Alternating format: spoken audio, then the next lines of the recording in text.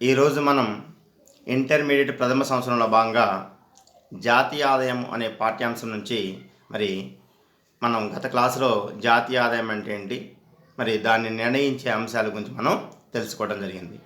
ఇప్పుడు జాతీయ ఆదాయానికి సంబంధించిన వివిధ భావనలు ఏంటి, వాటి యొక్క అంశాలు ఏంటి మనం తెలుసుకుందాం.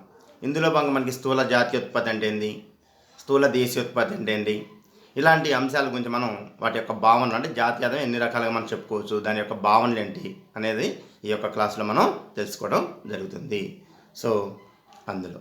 సో ఈ యొక్క జాతీయ ఆదాయానికి సంబంధించి మనకి అనేక రకాల భావనలు ఉన్నాయి. సో అందులో మొదటిగా మనం ఒకటి మార్కెట్ ధరల్లో స్థూల జాతీయోత్పత్తి. సో ఈ మార్కెట్ ధరలో స్థూల జాతీయోత్పత్తిని మన జాతీయ ఆదాయాన్ని కూడా చెప్పుకోవచ్చు.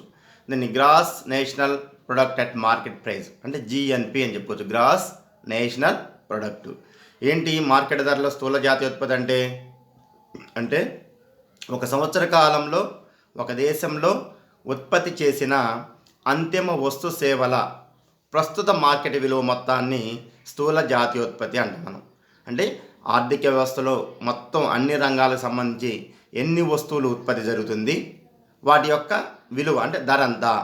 సో ఆ వస్తు సేవల ఉత్పత్తిని ఆ ధరలు తెచ్చివేసి ఆ మొత్తాన్ని కలిపితే వచ్చేదాన్ని మనం స్థూల జాతీయోత్పత్తి అంటాం. దీన్ని మనం మార్కెట్ ధరలో చెప్తున్నాం కాబట్టి దీన్ని మార్కెట్ ధరలో స్థూల జాతీయోత్పత్తిని కూడా అంటాం జరుగుతుంది అనమాట. సో దీంట్లో ఇంకేం చెప్తాం మనం, ఈ ఉత్పత్తిలో, ఈ స్థూల జాతీయోత్పత్తిలో నికర విదేశీ ఆదాయాన్ని కూడా మనం కలపడం జరుగుతుంది. నికర విదేశీ ఆదాయము ఏంటి, నికర విదేశీ ఆదాయం అంటే ఇక్కడ మనం గుర్తుపెట్టుకోవాలి.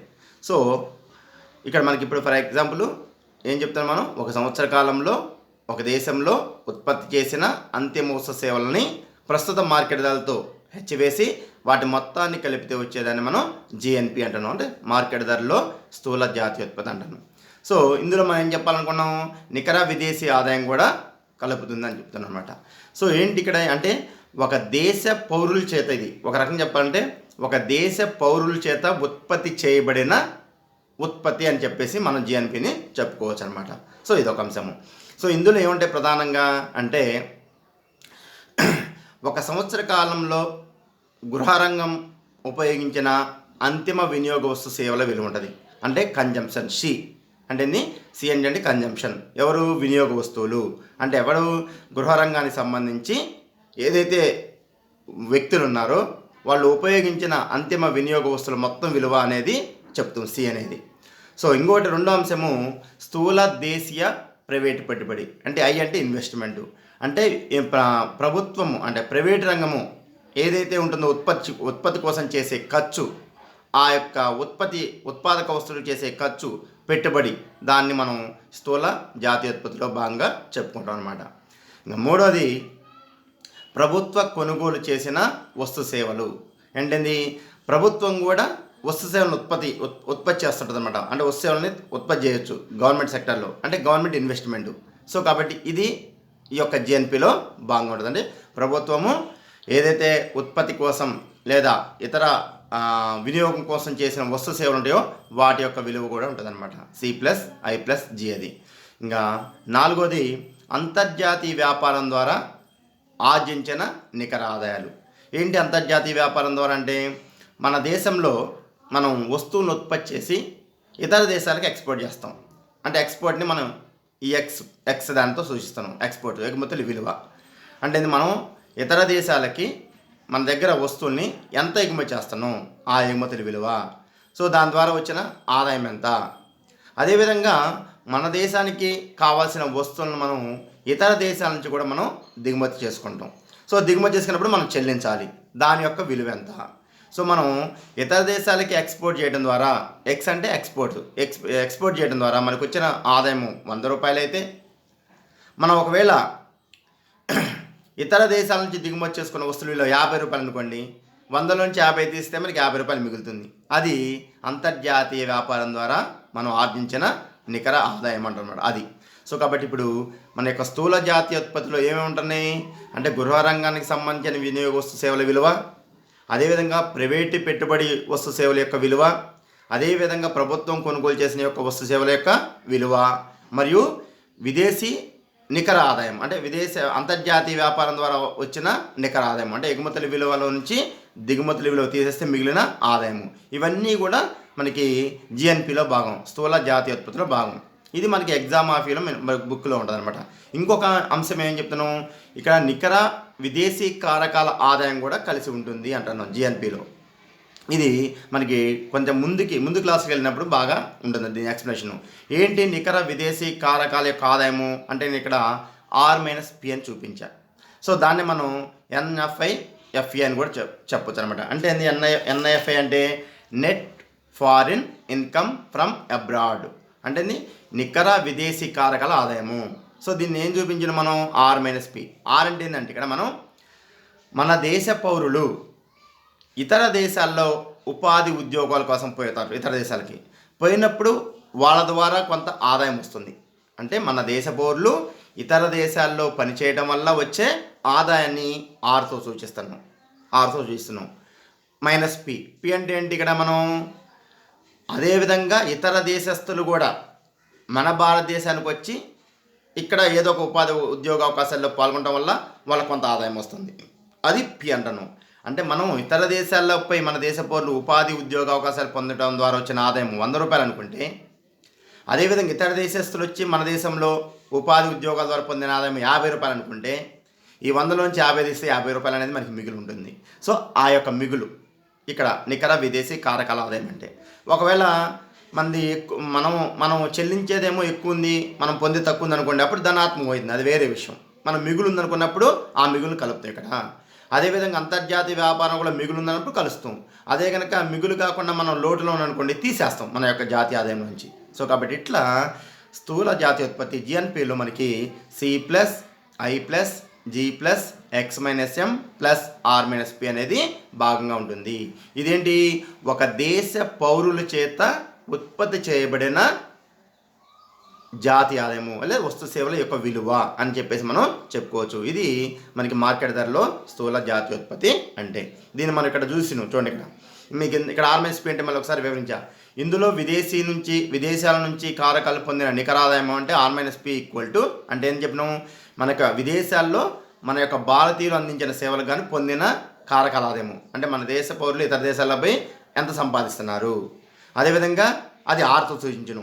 అదేవిధంగా విదేశీయులు భారతదేశంలో అందించిన సేవలకు చెల్లించిన ఆదాయము P అంటున్నాం. సో ఈ రెండింటి మధ్య తేడాని మనం ఏమంటున్నాం R-P లేదా NFI-FE అని చెప్తున్నాం. అంటే net foreign income from abroad, అంటే విదేశీ కారకాల వరకు వచ్చిన నికర ఆదాయము.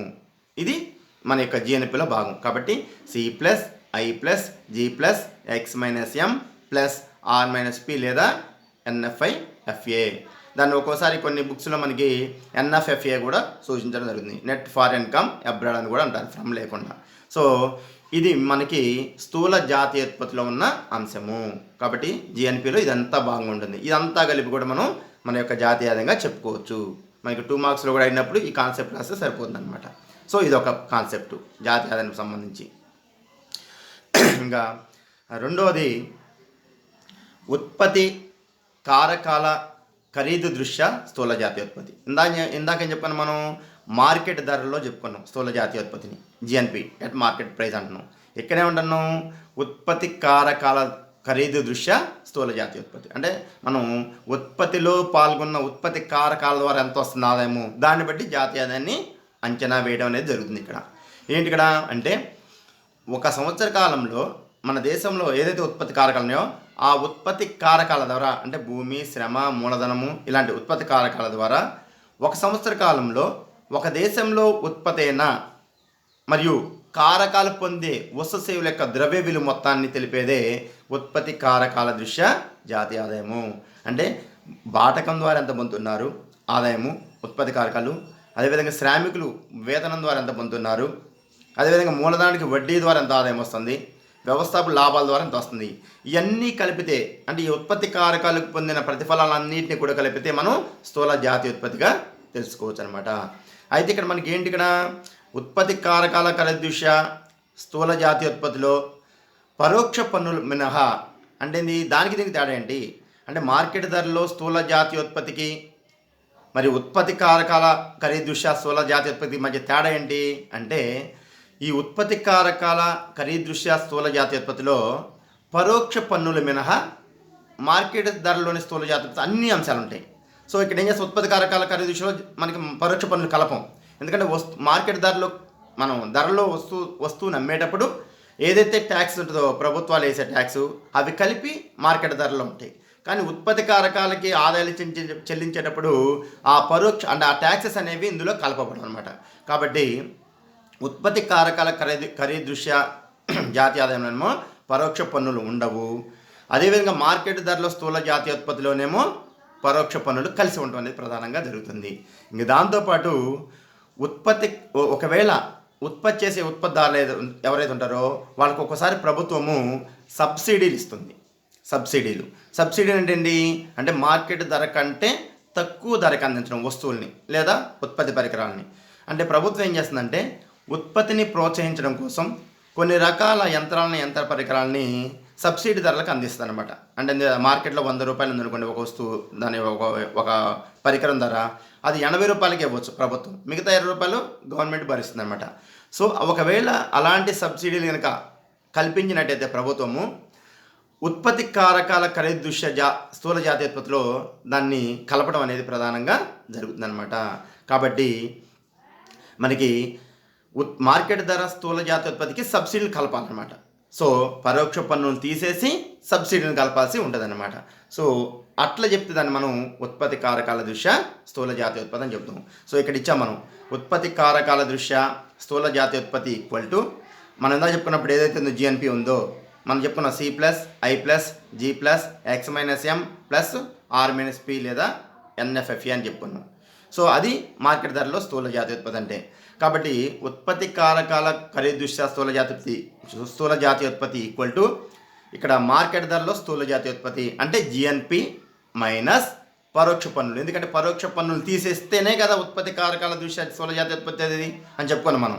ఎందుకంటే ఉత్పత్తి కారకాల ఖరీదు దృష్టిలో ఇవి ఉండవు కాబట్టి మార్కెట్ ధరలో ఏదైతే అనుకుంటున్నామో జిఎన్పిలో నుంచి పరోక్ష పన్నులు తీసివేసి ప్రభుత్వం ఇచ్చే సబ్సిడీలు కలిపితే వచ్చేదాన్ని మనం ఉత్పత్తి కారకాల ఖరీదు దృష్ట్యా స్థూల జాతీయోత్పత్తి అని చెప్పేసి చెప్పడం జరుగుతుంది. ఇట్లా మనం జాతీయ ఆదాయాన్ని కూడా అంచనా వేయచ్చు. ఇది ఒక కాన్సెప్ట్. ఇంకా మూడోది మార్కెట్ ధరలో స్థూల దేశీయోత్పత్తి. ఇందాకేం చెప్పుకున్నాం మార్కెట్ ధరలో స్థూల జాతీయోత్పత్తి అంటే జాతీయోత్పత్తికి దేశోత్పత్తి తేడా ఏంటి? దాన్ని ఏం చెప్పుకున్నాం జాతీయోత్పత్తిని జిఎన్పి అంటున్నాం, గ్రాస్ నేషనల్ ప్రొడక్ట్. దీన్ని ఏమంటున్నాం గ్రాస్ డొమెస్టిక్ ప్రొడక్ట్ అంటున్నాం. ఏంటి జిఎన్పికి జీడిపి తేడా అంటే ఇది కూడా స్థూల జాతీయోత్పత్తిలో ఒక భాగము. ఏది జీడిపి కూడా. అయితే అదేమో ఒక దేశ పౌరుల చేత అంటే జిఎన్పి అనేది స్థూల జాతీయోత్పత్తి అనేది ఒక దేశ పౌరుల చేత ఉత్పత్తి చేయబడిన వస్తు సేవల యొక్క విలువ మొత్తాన్ని తెలిపితేనేమో స్థూల జాతీయోత్పత్తి లేదా జిఎన్పి అంటున్నాం మనం.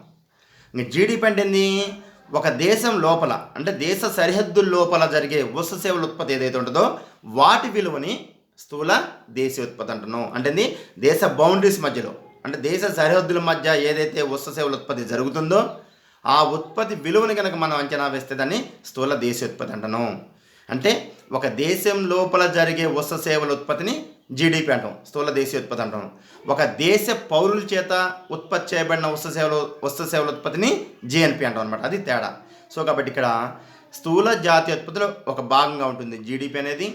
దేశీయ ఉత్పత్తి కారకాల ద్వారా ఒక సంవత్సర కాలంలో ఉత్పత్తి అయిన వస్తు సేవల మార్కెట్ విలువను స్థూల దేశీయోత్పత్తి లేదా స్థూల దేశీయ ఆదాయం అంటారు.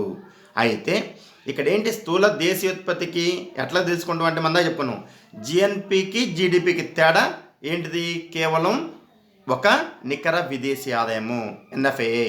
ఇందులో ఏంటంటే స్థూల దేశీయోత్పత్తిలో జిఎన్పిలో నుంచి నికర విదేశీ కారకాల ఆదాయాలు అంటే R-Pని కనుక తీసినట్టయితే వచ్చేదే స్థూల దేశీయోత్పత్తి. ఎందుకంటే విదేశీ నికర పౌరులు అని చెప్పుకుంటున్నాం కదా, సో దాన్ని తీసేయాలన్నమాట ఇక్కడ. సో అదొకటి. కాబట్టి జాతీయ ఆదాయము లేదా జిఎన్పి అనేదాన్ని తీసుకునేటప్పుడు జీడిపికి కనుక మనం నికర విదేశీ కారకాల కలిపితే జీడిపి అంటే ఇప్పుడు స్థూల దేశీయోత్పత్తి అంటున్నాం. ఈ స్థూల దేశీయోత్పత్తికి మనం నికర విదేశీ కారకాల ఆదాయాన్ని కలిపితే వచ్చేదే జాతీయ ఆదాయం లేదా స్థూల జాతీయోత్పత్తి అని కూడా చెప్పుకోవచ్చు అనమాట. సో ఈ రెండింటికి తేడా మనం ఇక్కడ డిఫరెంట్గా ఇచ్చాను చూడండి ఇక్కడ జాగ్రత్తగా. మనకి టెక్స్ట్ బుక్లో కూడా ఇంత వివరణ లేదు, మనం ఇంకొద్దిగా మీకు అర్థం కావడం కోసం కొంత ఎక్స్ట్రా వివరణ ఇచ్చా. GNP equal to C plus I plus G plus X minus M plus R minus P లేదా ఎన్ఎఫ్ఎఫ్ఏ. జీడిపి అంటే C plus I plus G plus X minus M అంటే ఆర్ మైనస్ పి ఉండదు. అంటే ఇది విదేశీ కారకాల యొక్క ఆదాయాన్ని మనం తీసుకోము లెక్కలోకి. ఎక్స్ మైనస్ ఎం ఎందుకు తీసుకుంటాము? మన దేశంలో వస్తువులు తయారవుతున్న ఇతర దేశాలకు పంపిస్తున్నాం కాబట్టి దాని యొక్క దేశం లోపల తయారయ్యే వస్తువులు కాబట్టి అవి. సో కాబట్టి అదే మన దేశ పౌరులు విదేశాల్లో పనిచేస్తూ పొందిన ఆదాయాన్ని మనం తీసేస్తాం ఇక్కడ, ఏది జీడిపిలో. సో కాబట్టి రెండింటికి తేడా అదనమాట, జిఎన్పికి జీడిపికి తేడా. జిఎన్పిలోనేమో విదేశీ కారకాల యొక్క నికర ఆదాయం ఉంటుంది, జీడిపిలోనేమో కేవలము మన దేశంలో తయారైన ఉత్పత్తి కారకాల యొక్క ఉత్పత్తి మాత్రమే అంచనా వేయడం. ఇది చాలా జాగ్రత్తగా గమనించాలన్నమాట జీడిపికి. సో మళ్ళీ సింపుల్గా చెప్పుకోవాలంటే జిఎన్పి అనేదేమో ఒక దేశ పౌరుల చేత ఉత్పత్తి చేయబడిన అంతిమోత్సవ సేవల ఉత్పత్తి విలువ. జీడిపి ఏమో ఒక దేశ భౌగోళిక సరిహద్దుల మధ్య ఉత్పత్తి చేయబడిన అంతిమోత్సవ సేవల విలువ. ఇది రెండింటి మధ్య తేడా, చాలా జాగ్రత్తగా గమనించండి. సో నెక్స్ట్ వన్, మార్కెట్ ధరలో నికర జాతీయోత్పత్తి. ఇందాక ఏం చెప్పుకున్నాం, మార్కెట్ ధరలో స్థూల జాతీయోత్పత్తి. నికర అంటే ఏంది? ఇక్కడ నికరంగా ఎంత వచ్చింది, అది స్థూలంగా. సో వస్తు సేవల ఉత్పత్తిలో వినియోగించేటప్పుడు వస్తు సేవల ఉత్పత్తిలో యంత్రాలు కానీ యంత్ర పరికరాలు కానీ కొంతకాలం తర్వాత కొంత తరుగుదలకు అరుగుదలకు లోనైతాయి. సో ఈ కారణాల వల్ల మరి మార్కెట్ ధరలో వచ్చిన స్థూల జాతీయోత్పత్తి మొత్తం కూడా ఆదాయంగా ఉండదు. కాబట్టి ఏం చేయాలి, ఆదాయంలోంచి యంత్రాల యొక్క తరుగుదల అరుగుదల ఉంటుంది కదా, వాటిని తొలగించాలి. అంటే వస్తు సేవల ఉత్పత్తికైనా ఏదైతే యంత్రాలు ఉపయోగించినో ఆ యంత్రాలు తరుగుదల జరుగుతుంటుంది. ఉత్పత్తి జరిగేటప్పుడు అవి తరిగిపోవడం కొంత కరిగిపోవడం అనేది జరుగుతుంది, దాని యొక్క కాలపరిమితి ఉంటుంది ఆ యంత్రాలకి. సో అది కొంత తరుగుదలకు లోనవుతుంది. కాబట్టి ఈ యొక్క ఉత్పత్తి అంతా కూడా మనకి ఆదాయం కాదు, నికరంగా కాదు. కాబట్టి ఈ తరుగుదలకి ఎంతో కొంత మొత్తం తీసేయాలి ఈ యొక్క ఆదాయం నుంచి. కాబట్టి ఈ తరుగుదలని తీసేయగా మిగిలిందే మనకి మార్కెట్ ధరలో నికర జాతీయోత్పత్తి. కాబట్టి ఈ యొక్క మూలధనం తరుగుదలను, మూలధనం అంటే యంత్రాలు యంత్ర పరికరాలు కూడా మూలధనం ఉండొచ్చు, మనం భవనాలు కూడా మూలధనం అంటాను. కాబట్టి ఈ మూలధన తరుగుదలను మనము యూజర్ కాస్ట్ అంటాం. మనం ఏమంటారు, యూజర్ కాస్ట్ అంటాం. కాబట్టి ఈ యొక్క స్థూల జాతీయోత్పత్తిలోంచి అంటే జిఎన్పిలో నుంచి ఈ యొక్క యూజర్ కాస్ట్ని కనుక తీసేస్తే మిగిలిందే మనకి నికర జాతీయోత్పత్తి అని తెలుసుకోవాలి మనం. సో సింపుల్గా ఏంటంటే ఇక్కడ ఆర్థిక వ్యవస్థలో వస్తు సేవలు ఉత్పత్తి జరిగేటప్పుడు ఆ ఉత్పత్తికి ఉపయోగించే యంత్రాలు యంత్ర పరికరాలు కొంత తరుగుదలకు లోనైతాయి. కాబట్టి ఆ తరుగుదల యొక్క విలువని ఈ యొక్క జాతీయాలను తీసేయాలి. తీసేయంగా మిగిలింది నికరమైనది, నికర జాతీయోత్పత్తి. కాబట్టి ఇక్కడ మనం ఏం చెప్పినాం, మార్కెట్ ధరలో నికర జాతీయోత్పత్తి ఈక్వల్ టు మార్కెట్ ధరలో స్థూల జాతీయోత్పత్తి అంటే జిఎన్పి మైనస్ మూలధన తరుగుదల అంటే యూజర్ కాస్ట్ని, ఆ తరుగుదలను తీసేస్తే మిగిలిందే నికరమైనది మనకి నికర జాతీయోత్పత్తి అని చెప్పుకుంటాం అనమాట. సో ఇదొక అంశము. దీని తర్వాత ఐదోది ఉత్పత్తి కారకాల ఖరీదృశ్య నికర జాతీయోత్పత్తి. అంటే అందాక చెప్పుకున్నాం, అదేమో మార్కెట్ ధరలో నికర జాతీయోత్పత్తి, ఇది ఉత్పత్తి కారకాల దృష్ట్యా నికర జాతీయోత్పత్తి. ఉత్పాదక కారకాల దృష్ట్యా స్థూల జాతీయోత్పత్తి ఏం చెప్పుకున్నాం మనం, పరోక్ష పన్నులు ఉండవు, సబ్సిడీని కలపాలనుకున్నాం. మరి ఇక్కడ ఏంటి, ఉత్పత్తి కారకాల దృష్ట్యా నికర జాతీయోత్పత్తిలో కూడా మరి మనం కొంత తరుగుదలను తీసేయాల్సి ఉంటుంది. ఎట్లా, దీన్నే మనం జాతీయ ఆదాయంగా కూడా చెప్పుకోవచ్చు. ఒక ఆర్థిక వ్యవస్థలో ఒక సంవత్సరంలో ఉత్పత్తి కారకాలైన భూమి, శ్రమ, మూలధనము, వ్యవస్థాపన వల్ల పొందే ద్రవ్యరూప ప్రతిఫలాలు ఏదైతున్నాయో మనం చెప్పుకున్నాం, బాటకము, భూమికి బాటకం, శ్రమకి వేతనం, మూలధనానికి వడ్డీ, వ్యవస్థాపనకి లాభాలు వస్తాయి. ఇవన్నిటిని కూడా కలిపితే వచ్చేదే ఉత్పత్తి కారకాల ఖరీదృశ్య నికర జాతీయోత్పత్తి. సో ఇందులో ఏముంటాయి అనుకున్నాం మనం, పరోక్ష పన్నులు తీసేసి సబ్సిడీలని కలపాల్సి ఉంటుంది. ఏది ఉత్పత్తి కారక. ఒకవేళ దాన్ని మనం మార్కెట్ ధరల్లో అంటే ఉత్పత్తి కారకాల ఖరీదృశ్య నికర జాతీయోత్పత్తి తెలుసుకోవాలంటే జిఎన్పిలోంచి తరుగుదల తీసేసి, ఎందుకంటే యంత్రాల యంత్ర పరికరాలకు తరుగుదల ఉంటుంది, ఆ తరుగుదలను తీసేస్తూ మరి పరోక్ష పన్నులు కూడా తీసేసి సబ్సిడీలు కనుక మనం కలిపితే వచ్చేదే ఉత్పత్తి కారకాల ఖరీదు దృశ్య నికర జాతీయోత్పత్తి అనేది మనం తెలుసుకోవచ్చు అనమాట. సో ఇవన్నీ ఏం చేస్తారంటే మీరు ఈ చెప్పేటప్పుడు నోట్స్ మీద జాగ్రత్తగా రాసుకొని ఒక్కొక్క దాని గురించి మనం అబ్జర్వేషన్ చేస్తే మనకి ఈజీగా ఇంకా తెలిసిపోద్ది అనమాట. ఓకేనా, జాగ్రత్తగా అబ్జర్వ్. సో ఇది ఒక అంశము. ఇంకా దీని తర్వాత వెస్టి ఆదాయం అంటే పర్సనల్ ఇన్కమ్. ఏంటి వెస్టి ఆదాయం అంటే, ఒక దేశంలో ఒక సంవత్సర కాలంలో ఒక దేశ పౌరులు పొందే మొత్తం ఆదాయాన్ని ఇది తెలుపుతుంది. అంటే దేశంలో ప్రజలందరి ఆదాయాన్నే వ్యష్టి ఆదాయం అంటారు చెప్తే ఇక్కడ పౌరులు పొందిన ఆదాయాన్ని. అయితే జాతీయ ఆదాయం మొత్తం కూడా ఈ వ్యక్తుల మధ్య పంచబడదు. వచ్చిన ఇప్పుడు ఒక 10,000 రూపాయలు జాతీయ ఆదాయం అనుకోండి, ఈ 10,000 రూపాయలు కూడా వ్యక్తుల మధ్య పంచబడుతుందా? పంచబడదు. ఏది వ్యక్తులు అంటే ఎవరు ఇక్కడ? ఉత్పత్తి కారకాలు. అంటే వచ్చిన 10,000 రూపాయలు భూమికి బాటకం రూపంలో, శ్రమకి వేతనం రూపంలో, మూలధనానికి వడ్డీ రూపంలో, వ్యవసాయ లాభాల రూపంలో పంచబడదు. మనం జనరల్ చెప్పుకుంటాం పంచబడుతుందని. కానీ ఏం చేస్తుంది ఈ వచ్చిన ఆదాయము, ఈ యొక్క జాతీయ ఆదాయం నుంచి అందులో సంస్థలు ఏం చేస్తాయంటే కొంత లాభాలని దాచిపెడతాయి. అంటే పంపిణీ చేయబడని కార్పొరేట్ లాభాలు. అంటే వచ్చిన లాభాలు మొత్తం కూడా ఉత్పత్తి కారకాల మధ్య పంచబడదు. ఏం చేస్తారు? కొంత దాచిపెడతారు ఫండ్గా. ఎందుకంటే భవిష్యత్తులో సంస్థలు ఏదన్నా నష్టాలకు గురైనప్పుడు లేదా ఏదన్నా యంత్ర పరికరాల యొక్క మరమ్మతుల కోసం కొంత డబ్బుని పక్కకి తీసి పెడుతుంటాయి. అవి జాతీయ ఆదాయంలోంచి పక్కకు పడతాయి కొంత. దాంతోపాటు ట్యాక్సెస్ ఉంటాయి, కార్పొరేట్ ట్యాక్సెస్. అంటే ఈ యొక్క జాతీయ ఆదాయం వస్తు సేవలు అమ్మేటప్పుడు ప్రభుత్వానికి ట్యాక్సులు చెల్లించాలి. సో ఈ ట్యాక్సులు ఇందులో కలిసి ఉంటాయి జాతీయ ఆదాయంలో. కాబట్టి ఆ యొక్క ట్యాక్సులను కూడా మనం తీసేయాలి. అదేవిధంగా ఇది మనం ఒకవేళ 10,000 రూపాయల ఆదాయం వస్తే అందులో పంపిణీ చేయబడిన కార్పొరేట్ లాభాలు తీసేయాలి. అదేవిధంగా ఆ సంస్థలు చెల్లించే పన్నులు తీసేయాలి. అదేవిధంగా సాంఘిక భద్రతా విరాళాలు అంటే ప్రజా సంక్షేమం కోసం, సమాజ శ్రేయస్సు కోసం సంస్థలు కొన్ని ప్రభుత్వానికి విరాళాలు ఇస్తుంటాయి. వాళ్ళు స్వచ్ఛందంగా కూడా కొంత విరాళాలు ఇస్తుంటారు. వీటిని కూడా తీసేయాలి. తీసేసిన తర్వాత ఏంటి, ఇప్పుడు మన జాతీయ ఆదాయం 10,000 అనుకున్నాం. ఈ 10,000 కూడా 4 ఉత్పత్తి కారకాల మధ్య పంచబడదు. అందులో కొంత తీసేయాల్సి ఉంటుంది. ఆ 10,000 నుంచి ఫర్ ఎగ్జాంపుల్ 1,000 కార్పొరేట్ లాభాలు, 1,000 కార్పొరేట్ పన్నులు, 1,000 సాంఘిక భద్రత విరాళాలు. అంటే ఈ 3,000 తీసేయంగా మిగిలిన 7,000 ఉంటుంది కదా, ఆ 7,000 మాత్రమే వ్యక్తుల మధ్య అంటే భూమికి బాటకము, శ్రమకి వేతనము, మూలధనానికి వడ్డీ, వ్యవసాయ లాభాలు పొందడం అనేది జరుగుతుంది. అంటే 7,000 మాత్రమే పంచడం జరుగుతుంది. కాబట్టి వ్యష్టి ఆదాయం మొత్తం కూడా జాతీయ ఆదాయం కాదు, వ్యక్తుల ఆదాయం మొత్తం కూడా. అందులోంచి ఇవి తీసేయాలన్నమాట. ఈ జాతీయ ఆదాయం నుంచి పంపిణీ చేయబడిన కార్పొరేట్ లాభాలు, కార్పొరేట్ పన్నులు తీసేయాలి, సాంఘిక భద్రతా విరాళాలు తీసేయాలి. తీసేసిన తర్వాత ఏం కలపాలి? బదిలీ చెల్లింపులు కలపాలి. అది వ్యక్తులకు వచ్చే ఆదాయము. ఏంటి ఇక్కడ బదిలీ చెల్లింపులు అంటే ఏ ప్రభుత్వము ఏ విధమైన ఉత్పాదక సేవలు అందించిన వారికి సాంఘిక భద్రతను కల్పించడానికి పెన్షన్లు, నిరుద్యోగ భృతి, స్కాలర్షిప్లు, ఉపశమన చెల్లింపులు, ప్రభుత్వ రుణాలపై చెల్లించే వడ్డీలు, ఇవన్నిటిని మనం బదిలీ చెల్లింపులు అంటాం. సింపుల్గా చెప్పాలంటే వ్యక్తులు ఎలాంటి ఉత్పాదక కార్యక్రమంలో పాల్గొనకపోయినా పొందే ఆదాయం ఏదైతే ఉంటుందో దాన్ని బదిలీ చెల్లింపులు అంటారు. ఫర్ ఎగ్జాంపుల్ వృద్ధాప్య పెన్షన్స్ అంటాను. వృద్ధులు ఎలాంటి ఉత్పాదక కార్యక్రమంలో పాల్గొనకపోయినా ప్రస్తుతం గవర్నమెంట్ 2,000 రూపాయలు వృద్ధులకి, వికలాంగులకు 3,000 రూపాయలు ఇస్తుంది పెన్షన్ రూపంలో. మరి దాన్ని పనిచేస్తున్నారు వీళ్ళు ఇవ్వట్లా. ఎందుకు ఇస్తుంది అంటే సమాజ భద్రత, ప్రజా శ్రేయస్సులో దృష్టిలో పెట్టుకొని వాళ్ళు వృద్ధులుగా ఉన్నారు కాబట్టి వాళ్ళు ఎలాంటి పని చేయలేరు కాబట్టి వాళ్ళు ఏదైనా మెడిసిన్స్ కానీ వాళ్ళకి ఏదైనా కొంత అవసరాలకు ఉపయోగపడదనే ఉద్దేశంతో ప్రభుత్వం ఏం చేస్తుంది, వాళ్ళకి పెన్షన్స్ ఇస్తుంది వాళ్ళు ఏం పని చేయకుండానే. కాబట్టి వాళ్ళకి వ్యక్తులకి అది ఆదాయమే. కాబట్టి ఆ యొక్క ఉత్పత్తి కారకాల ప్రతిఫలాలు ఏదైతే ఉన్నాయో వాటితో పాటు ఏదైతే ప్రభుత్వం బదిలీ అంటే మనం బదిలీ అవి వాళ్ళకి ఆదాయ రూపంలో వస్తున్నాయి కాబట్టి వాటిని కలపాలి. సో ఇది వ్యష్టి ఆదాయం అంటే.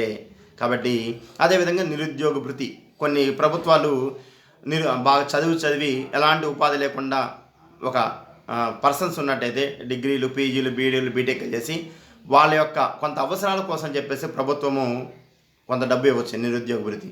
అదేవిధంగా విద్యార్థులకు స్కాలర్షిప్ ఇస్తుంది. ఇంటర్మీడియట్ చదువుతున్నాం మనం పిల్లలు చాలామంది బీసీ, ఎస్టీ, అదేవిధంగా వెనుకబడిన వర్గాల వాళ్ళకి సంవత్సరానికి 4,000 రూపాయల నుంచి 5,000 రూపాయలు స్కాలర్షిప్ ఇస్తుంది. వాళ్ళు ఏమైనా పని చేస్తున్నారా గవర్నమెంట్కి? కానీ ఏం చేస్తుంది, పేదరికంలో ఉన్న పిల్లలు వాళ్ళకి బుక్స్ కోసమని, బస్ పాసుల కోసమని ఉపయోగపడతాయనే ఉద్దేశంతో ప్రభుత్వం వాళ్ళకి స్కాలర్షిప్ ఇస్తుంది ఎలాంటి పని చేయకపోయినప్పటికీ. అది వాళ్ళ యొక్క ఆదాయంగానే భావించాలి మనం. సో కాబట్టి ఆ ఉత్పత్తి కారకాలు పొందిన ఆదాయంతో పాటు ఈ యొక్క బదిలీ చెల్లింపులు కూడా కలపాలి మనం. అది వ్యష్టి ఆదాయంగా చెప్పుతుంది అనమాట. కాబట్టి ఈ విధంగా మనం జాతీయ ఆదాయంలో నుంచి పంపిణీ చేయబడిన కార్పొరేట్ లాభాలు, కార్పొరేట్ పన్నుల్ని, సాంఘిక పద్ధతి విధాలను తీసేసి బదిలీ చెల్లింపుల కలపగా వచ్చేదాన్ని వెష్టి ఆదాయం లేదా వ్యక్తిగత ఆదాయం అంటాం. ఇది ఆ దేశంలో పౌరులు పొందే మొత్తం ఆదాయాన్ని తెలుపుతుంది. సో ఇట్లా మనం వెష్టి ఆదాయం గురించి తెలుసుకోవచ్చు అనమాట. ఇంకా దీని తర్వాత వ్యయరహ ఆదాయం. వ్యయరహ ఆదాయం అంటే ఏంది ఇక్కడ అంటే ఏదైతే వెష్టి ఆదాయం మనం ఇప్పుడు పౌరులకు వచ్చిన ఆదాయమో ఆ వ్యక్తి తనకు వచ్చిన ఆదాయాన్ని అంతా కూడా ఖర్చు పెట్టడానికి అవకాశం ఉండదు. ఎందుకంటే ఇందులోంచి కొంత పన్నుల రూపంలో చెల్లించాల్సి ఉంటుంది. ఏం చేస్తాం మనం ఇంటికాడ ఆదాయం పన్ను కడతాం. అంటే ఒక లిమిట్ దాటి మనకి ఇన్కమ్ ఉంటే ఆదాయం పన్ను కడతాం. ఒకవేళ మన ఒక ఇల్లు ఉందనుకోండి, దానికి ఇంటి పన్ను కడతాం, ఆస్తి పన్ను. ఇవన్నీ పోతాయి కదా. అంటే వ్యక్తి తనకు వచ్చిన ఆదాయం నుంచి కొంత పన్నుల రూపంలో పోతుందన్నమాట. అంటే ప్రత్యక్ష పన్నులు. సో కాబట్టి ఈ యొక్క ఆదాయం పన్ను కానీ ఆస్తి పన్ను కానీ ప్రభుత్వానికి చెల్లిస్తాం. వీటిని ప్రత్యక్ష పన్నులు అంటాం. కాబట్టి వ్యక్తి యొక్క ఆదాయంలో నుంచి ఈ యొక్క ప్రత్యక్ష పన్నులు తీసివేయగా మిగిలిందే వ్యయరహ ఆదాయము. అంటే వ్యయం పోను మిగిలిన ఆదాయము. వ్యయరహ ఆదాయం అంటే వ్యయం పోను అంటే ప్రత్యక్ష పన్నులకి తీసేగా మిగిలిన ఆదాయాన్ని మనం వ్యయరహ ఆదాయం అంటారు. సో కాబట్టి ఈ ఆదాయం నుంచి వినియోగదారుడు ఏం చేస్తాడు, కొంత వినియోగ వస్తువులపై ఖర్చు చేసుకోవచ్చు, కొంత పొదుపు చేసుకోవచ్చు. అంటే ఫర్ ఎగ్జాంపుల్ ఒక వ్యక్తికి 100 రూపాయలు వచ్చింది ఆదాయము. ఈ ఆదాయం నుంచి 10 రూపాయలు ఇన్కమ్ ట్యాక్స్ కట్టవచ్చు, 10 రూపాయలు ఆస్తి పన్ను కడుతుండు, 20 రూపాయలు పోతే 80 రూపాయలు ఉంది.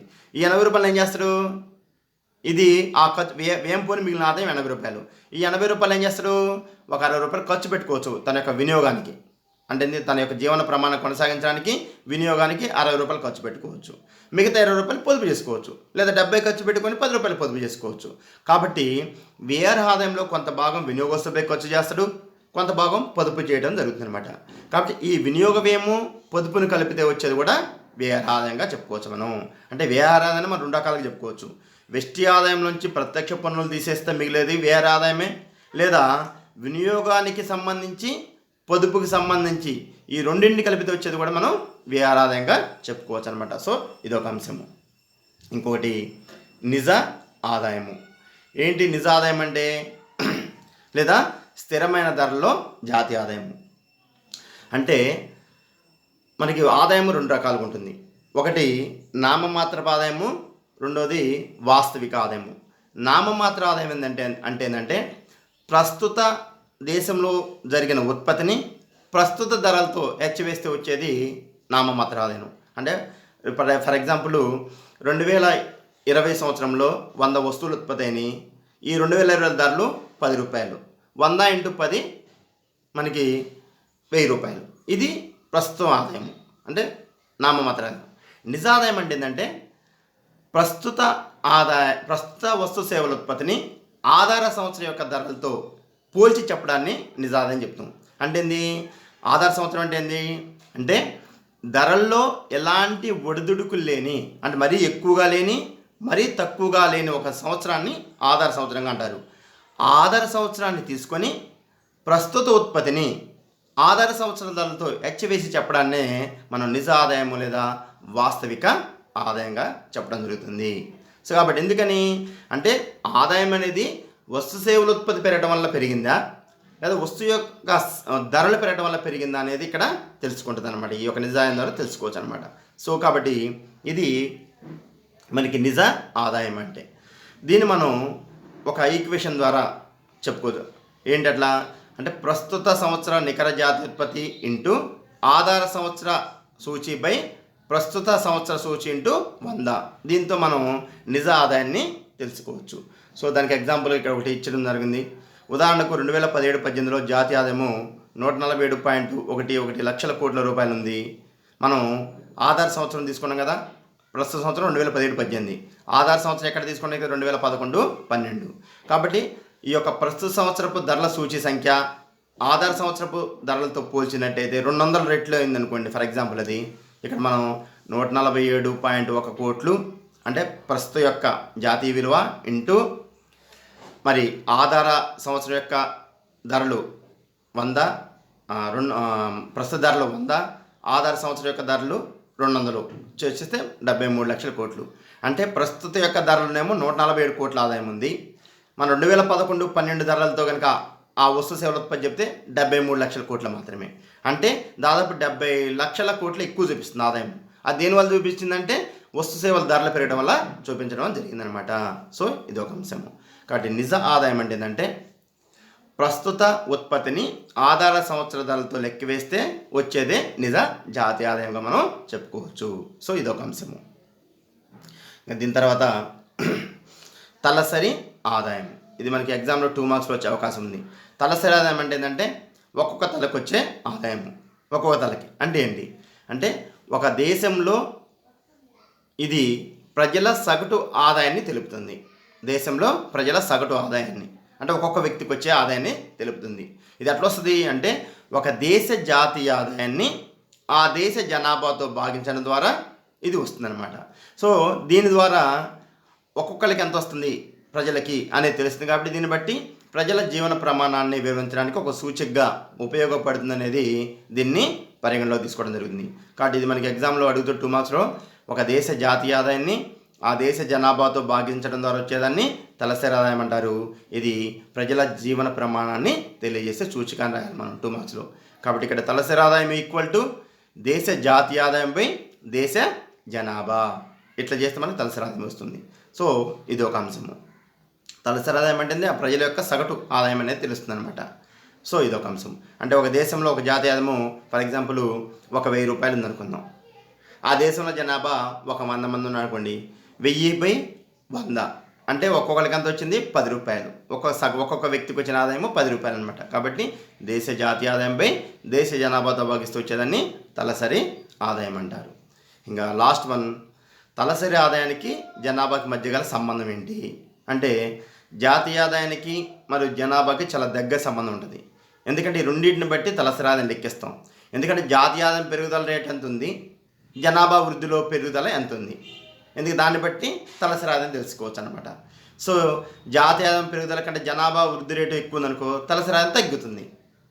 సో ఇక్కడ ఏం చెప్పిండు మనకి జనాభా వృద్ధి రేటు పెరుగుదల 3%, తలసరి ఆదాయంలో పెరుగుదల రేటు 3% అయిందనుకోండి, అప్పుడు ఇక్కడ జాతీయ పెరుగుదల రేట 6% ఉంటుంది అనేది ఇక్కడ ప్రధానంగా చెప్తుంది అనమాట. సో దానికి ఒక సూత్రం GPC equal to GNI minus JP.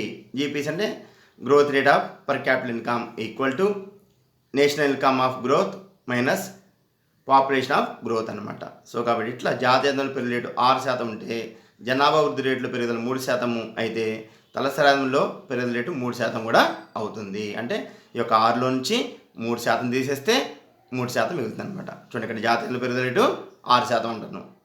So GNI అంతా 6%, జీపీ అంతా అంటే జనాభా పెరుగుదల రేటు 3%. ఈ 6 నుంచి 3% తీసేస్తే జీపీసీ ఎంత అంటే 3%. అంటే తలసరి ఆదాయంలో పెరుగుదల రేటు 3% అనేది తెలుస్తుంది అనమాట. ఇట్లా మనం జాతీయ ఆదాయాన్ని వివిధ భావనల ద్వారా తెలుసుకోవడం జరుగుతుంది. సో ఈ కాన్సెప్ట్లో మనకి ఎగ్జామ్లో మరి ఏదో ఒక దాని గురించి సంబంధించి 2 మార్క్స్లు అడగవచ్చు, లేదా 10 మార్క్స్ సంబంధించి ఇవన్నీ కూడా అడిగే అవకాశం ఉంటుంది. సో కాబట్టి వీటిని జాగ్రత్తగా గమనించండి. Okay, thank you.